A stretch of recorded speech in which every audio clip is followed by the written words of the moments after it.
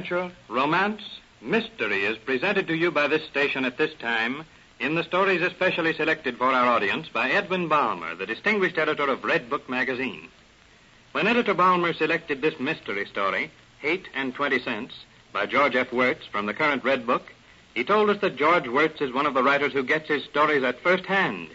He adventured around the world once as a wireless operator, and he knows well both the country town and the metropolis. In Hate and 20 Cents, he tells the story of a city detective who retires and moves to a country village only to stumble upon an extraordinary mystery case which he had to solve.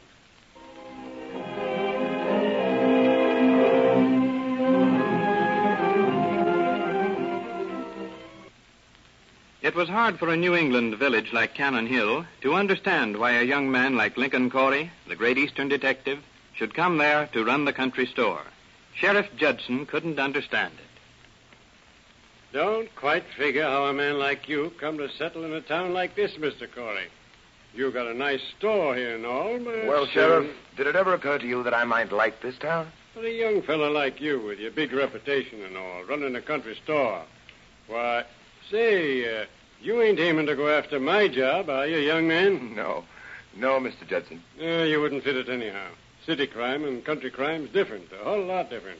Different methods. You'd be a fish out of water. Yes, more than likely. But I enjoy Cannon Hill a lot. The green fields and trees, people. It's peaceful and quiet. Maybe it ain't as pure and honest as you think. Take a look at these two fellas coming into your store now. There's our bad element. Those two coming here give me most of my trouble. The pair who entered the store weren't so nice looking at that. Both were fat, black-browed, piggy-eyed, mean. The older one wore a wide leather belt with a big brass buckle that had a sharp prong. The younger one carried a fat green pallet on his shoulder. The elder brother dropped a black fist on the counter and demanded... Are you the new storekeeper, huh? Yes? Give me a box of cartridges, 3220, soft nose. Certainly. What do you want cartridges for, John? Aiming to get that pack of wild dogs been after our cows. Not aiming to shoot any deer. No, we ain't. Here you are, boys. Here's the shells. Here's $1. Oh, yes. Well, you got a 20 cents change coming. Just a minute. There you are. 2 dimes. Huh? Hey, there's something on these here dimes. Look at there. Oh, that. Oh, well, they're all right, boys. That's purple ink off the post office stamp pad. I got my fingers smeared this morning, and the ink came off the coins and dried. They're good. I'll take them back anytime you want to spend them. Give them to the boys, Corey. They can put him in the change cup in the cupboard. Oh, yeah? That's a lot of blah. Come on, John. Well, they look pretty mad when they went out of here. Who are they? Galley brothers, John and Bert, a couple of fat, lazy snakes. Pretty tough looking at that. Ain't a kid in the township who's not afraid of them, nor a woman either. But they live on that old run-down farm down the road by the swamp. I see. Does Bert Galley always carry that parrot? Wherever he goes. Says he got it over at the Danbury Fair, but he stole it most likely. Why don't you get rid of them, Sheriff? They done plenty of crimes around, but I can't get the goods on them. They'll probably give you enough clues to send him up the river for life. It ain't so all-fired easy as you think, Corey. You've been dealing with city crime. You'll find it different out here. Well, guess I better be going. Oh, say, here comes young Mathilde Fife into trade. Oh, really? Oh, goodbye, Sheriff. Drop in again. Goodbye. How do you do? How do you do? You're Lincoln Corey, the new storekeeper, aren't you? Yes, right. And you're Miss Fife. I watched you drive by yesterday. And you asked the hitching post brigade who I was? Right again. And they told me that you were the nicest looking girl in town. And I believe it.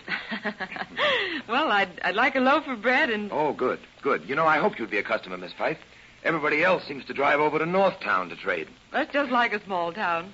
I suppose they think you're an intruder or something. I hope you make a go of it here. Thank you. So do I. I just saw Bill Judson out in front.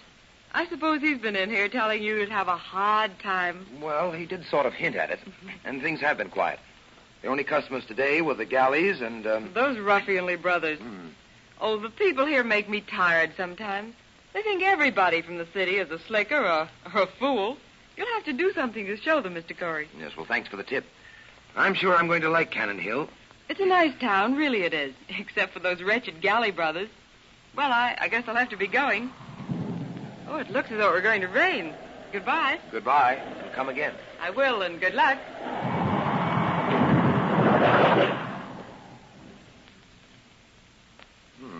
10 o'clock. Well, I guess there'll be no customers tonight in this downpour. Might as well shut up shop and turn in. Well, by George, here's a customer anyway. Why, it's the sheriff again. Oh, hello, Sheriff Judson. Oh, hello, Corey. Glad to find you in. I got something may interest you. Yes, what's up?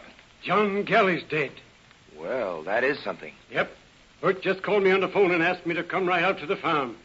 Bert says John got drowned in the swamp bog back of the barn. Ah. Bert was the younger one, wasn't he? The one who carried the parrot. That's him. It was John who got drowned. I see. Well, then you've got one of your wishes. Well, how do you mean? Why, you said you wish you could get rid of both of them. If this was murder and you can prove it, you'd have them both. I reckon so, and I dropped in to ask if you'd go along.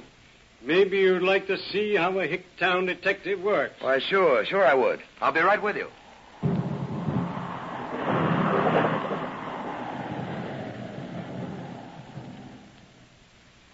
Here's the Galley place.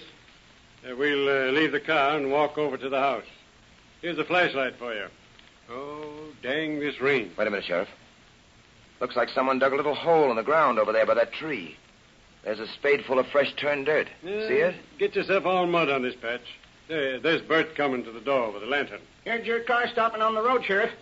Come on in the kitchen. Kind of gloomy alone by myself here. I'm right glad you come. Hello, Bert. Come on. Here you are. Here. Sit down. Sit down. Wait a minute, Bert. First, tell us just what happened to John, and tell the truth. Nothing to tell, Sheriff. Poor John. We was eating supper, and we heard a calf bellering down by the bog long about 7. Just turned dark, real dark. John says, that must be our heifer got into the bog. He jumps up and he runs out the house. With a lantern? No, just run out. A few minutes later, I hear the calf stop bellering. Then I hear John holler. I says to myself, John's fell into the bog, and run out. His tracks go down to the bog, and so do the calves. Now, hold on a minute. Did you have a lantern? I have a flashlight. When I got to the bog, all I see is bubbles. John must have been sucked right down. He run right into it and got sucked down like quicksand. They say there ain't no bottom to that bog. It's so fierce, ain't it? It's bad, all right. Had you and John been fighting? Now, tell the truth, Bert. Of course not. Terrible, ain't it? That John should get drowned trying to save a calf. Bert, is that your rifle over the stove? Yeah. It looks nice and clean. Yeah, that's mine.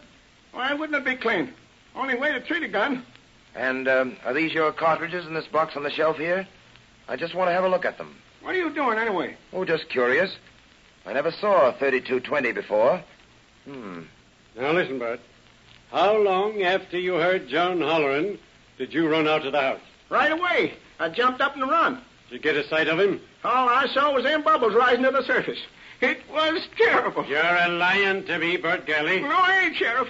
Honest, I ain't. Well, by criminy, there ain't no use standing here. We'll go out to that bog and take a look. Come on, Bert. Okay. You coming, Corey? No, you go ahead, Sheriff. I'll wait till you come back.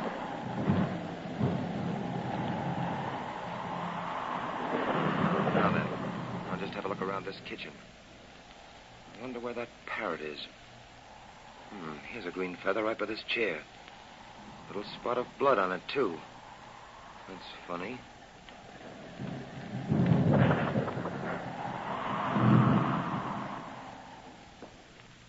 It was funny. Link prowled about the kitchen, sharp-eyed. Clues, a dark spot on the floor near the rocker, another one by the sofa, a scratch across the wood, and there on the wall, the old man's bullwhip. Link reached for the leather thong. Wait, a metallic gleam under the table. 2 dimes.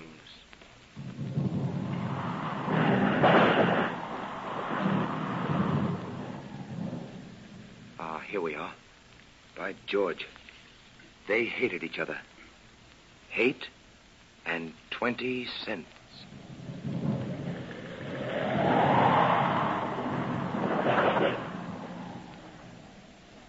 All right, Bert. You can set yourself in a chair. All right. Well, Corey, I took a look around, and it's like Bert says. Of course it's like I says. You saw the tracks, Sheriff? They was there, all right. John's tracks going straight into the bog. Then that heifer's tracks. Then Bert's footprints where he went down to the edge of the swamp and come back. There was bubbles rising to the surface of the water. Bubbles, huh? Great Scott. But that don't mean nothing. These swamp bogs are always stewing and working like. Sure they are. Well, that's that. Say, there's some applejack here. You fellas like a drink before you start back? Might as well. Just a second, Sheriff. Can I see that revolver of yours? Sure thing. Here she is. You want to try her out? Yes.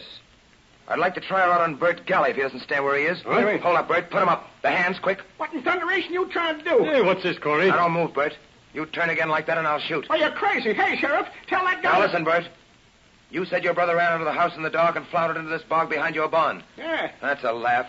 He lived right here by this bog all the time. It seems sort of queer he'd run into it by accident, knowing where it was. Well, that's what he done, I tell you. All right. Where's your parrot? Flew away. Often flies away. Always flies back. Well, he won't fly back this time, Bert. Listen, Sheriff. The parrot is dead.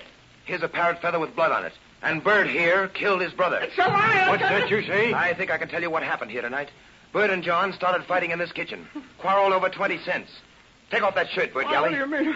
Take it off if he wants it. Yes, quick. Why, the man's all red with wealth. Sure he is. John was lashing Bert with this bullwhip. Here, see these gray threads? They're off Bert's shirt. And then the parrot flew at John. John struck the parrot with a whip and killed him. Bert snatched the rifle off the wall. How do you know? There's an old cartridge in that box of new ones.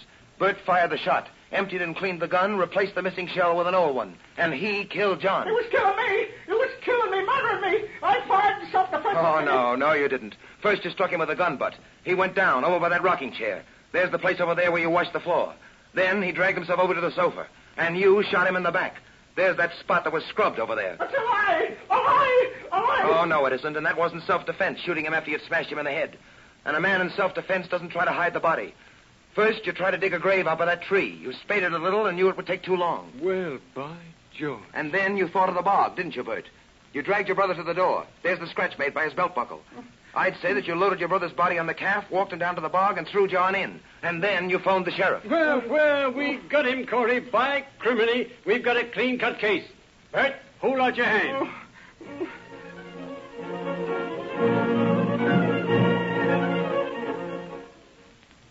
And so, Miss Fife, I think the jury will send him up for murder. 2nd degree, anyway. Oh, you were wonderful. It was your work that did it all. Everyone in town will be coming to your store now. Well, as far as I'm concerned, Miss Fife, everyone in town came in the morning you walked in. Redbook Magazine gave us special permission to broadcast this mystery story, Hate and 20 Cents, written by George F. Wirtz. Next week at this time, we take pleasure in announcing that we will present another story in dramatic form from Redbook.